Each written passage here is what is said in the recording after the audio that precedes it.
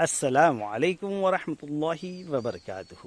ناظرین، آج کی ایک اچھی بات، جو اس بات کو جان لے کہ اللہ نے جو بندے کے لیے پسند کیا بہتر ہی کیا، اللہ نے بندے کے لیے جو پسند کیا بہتر ہی کیا، اس سے اس کے مصائب اور رنج و غم ختم، مشکلات ختم، دشواریاں آسان ہو جاتی ہیں۔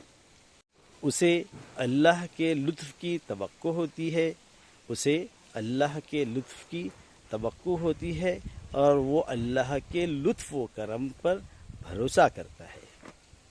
لہذا اس کی بیزاری، تنگ دلی، رنج و غم سب ختم ہو جاتے ہیں اور وہ سب کچھ اللہ کے حوالے کر دیتا ہے۔ ناراضگی، بیزاری اور اعتراض کو چھوڑ کر صبر اور شکر کا رویہ اپناتا ہے، حتیٰ کہ انجام خیر والا ہو جاتا ہے، مصائب کی بدلیاں چھٹ جاتی ہیں۔ جزاکم اللہ خیر، والسلام علیکم ورحمۃ اللہ وبرکاتہ۔